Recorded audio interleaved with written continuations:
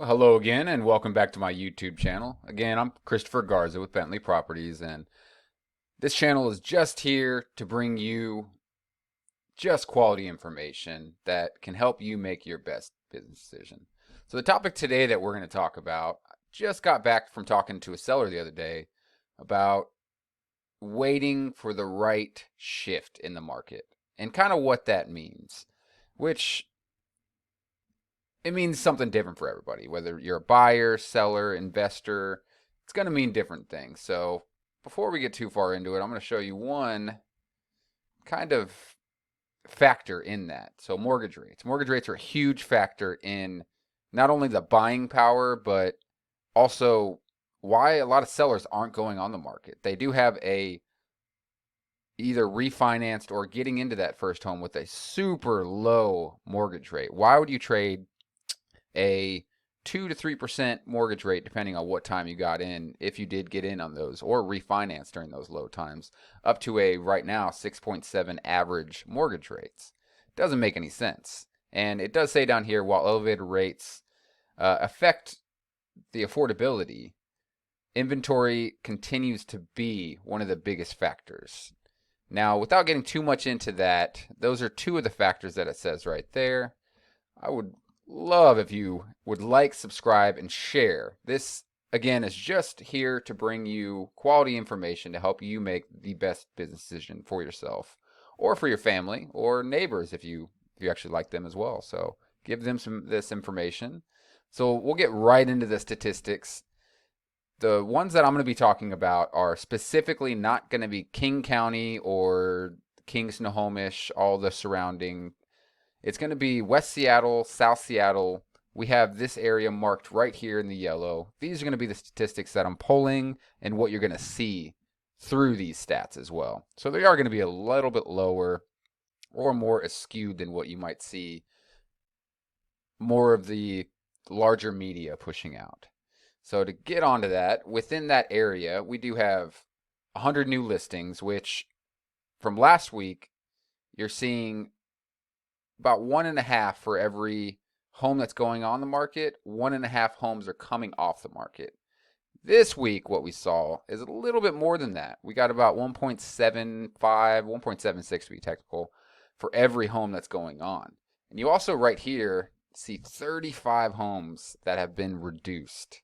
4 of them actually increased, but 35 have reduced, which means that the market just didn't see that their home was that valuable as far as the price that they decided to put it on at. Now, not knowing too much about those homes, that's usually the case whenever you have to reduce the price. So we're going to go into the mortgage rates for the past 10 years. This right here is just to kind of show you, to go along with more of the graphs that I'll show you later on, and how it was. You can see waves. There's waves up and down, up and down. You have 2018. It was kind of looking like it was shooting up a little bit and then going right back down at the end of 2018 into 2019. And so with 2020 coming in and all that, people not really knowing, should I put my house on the market? People are going to be coming through, touching everything. For a lot of people, that was not what they saw as a good time. But as most people know, that was probably one of the greatest times to sell your house, was after that.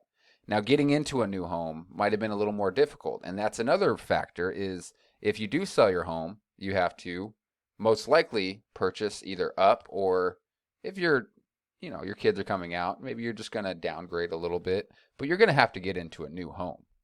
So with that statistic, you can kind of see that, is this a good time to sell? Well, are you going to buy? Are you a first-time home buyer? Well, the homes for sale, as you can see here, after 2016 or 2015, never really went back up to that 1,200 to 1,000 homes for this area that we should be at. Now, it kind of got close in 2019 here. 2020, you can really see the inventory not going back up as much as 2017 and the previous years. Which all these dips here you can see were around January, February, December.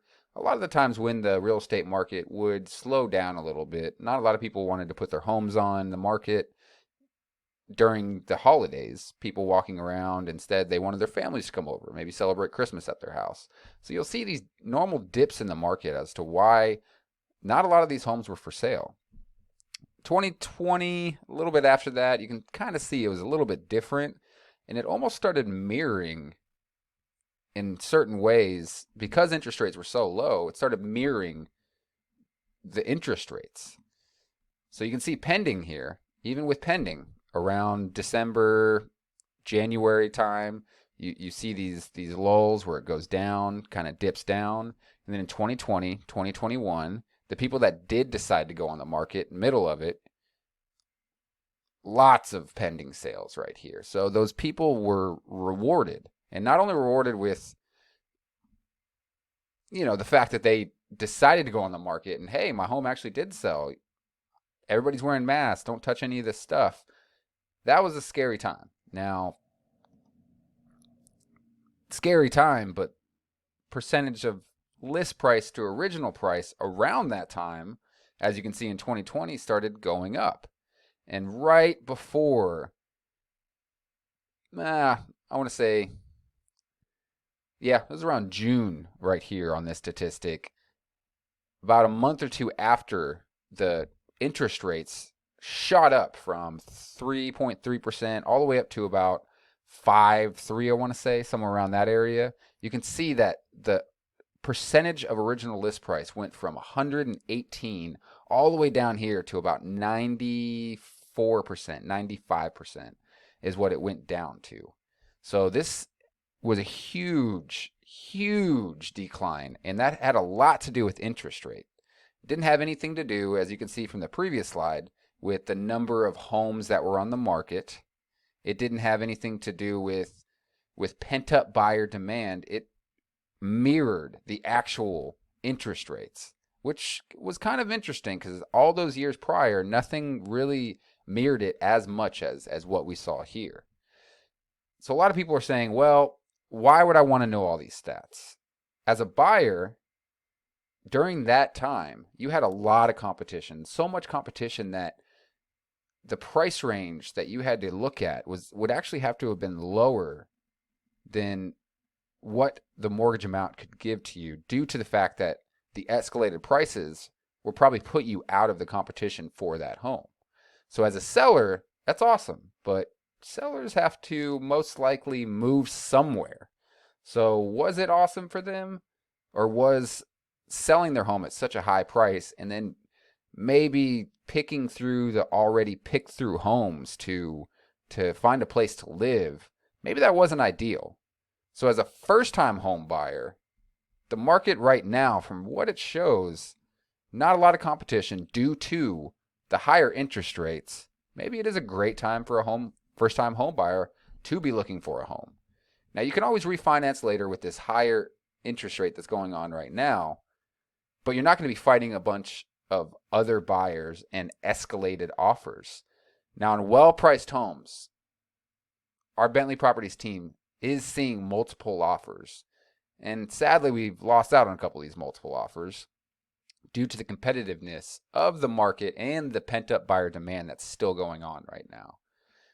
So on the seller side, hearing that, for every home that's gone on the market, nearly 2 have come off the market since October, and thinking, well, I'm going to wait for the turnaround. The turnaround's here. It's been here. Well-priced homes are getting multiple offers, and they have been for a while. Now, they might not be seeing this 118% of last original list price. You're probably not going to be seeing that.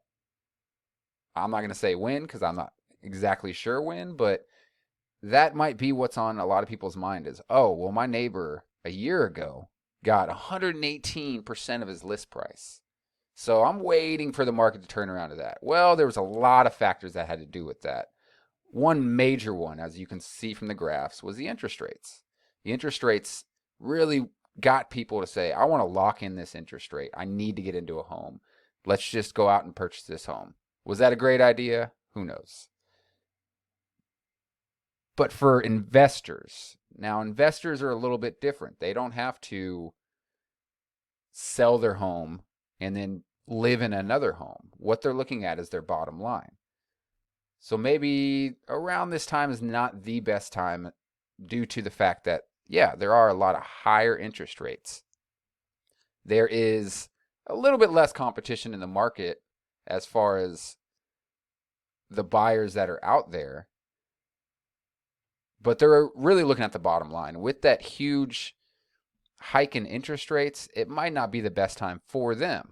So it is, again, what is your situation? That is the best question to be asking yourself. And this is why I'm just bringing you information to show you this is what's going on. If you are waiting as a seller to get that 118% of a list price, price your home properly, a lot of good marketing, maybe doubtful. That is a super huge number. And it was driven by fear of missing out, low inventory, and super low interest rates that were beginning to go up. So as far as the average days on market, this is important because, look, if you sell your home within the first 7 days, you will get 100 to 107% of list price. Now, if you miss that mark and you go out to about 20 days, you're going to get anywhere from 98 to 96% of your list price. And if you miss that mark and you go out to 40 days on market, which, as you can see here, 2013, 2014, 2015, that was kind of the norm. But, but now you go out to 40 days, you're going to be looking at 92, maybe 93% of your list price. So you're already missing out on a bunch of money right out of your pocket just for having your home overpriced. And the average days on market is a great statistic because it shows you why you need to have your home properly priced and how it's viewed when it's not properly priced. So the norm 8, 7, 10 years ago was maybe 2 to 3 months on market.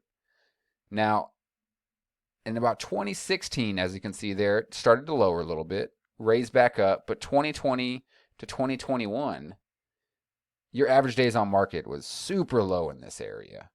Shot up because of the interest rates, as well as maybe people didn't see that home's value was that much. And so it's more important than ever to properly price your home in this market to keep it competitive. Now, there are other factors to keep it competitive. Certain things that need to be tended to, if you have an older bathroom that's completely dilapidated, you might need to get some flooring so people can stand in there. But certain upgrades, you might not need to do that. Just properly pricing your home could be more beneficial than spending $60,000 on a brand new renovation that you don't even get to experience or live in or benefit from at all, just to make it competitive on a market. Sounds a little bit ridiculous, to be honest. If you're not going to be getting $100,000, which you most likely won't, out of that $60,000, then you're just wasting a bunch of time and not putting your home on the market because you might have been misinformed. So please like, subscribe, and share with everybody, but mainly just smash that subscribe button for me, and I will see you on the next video.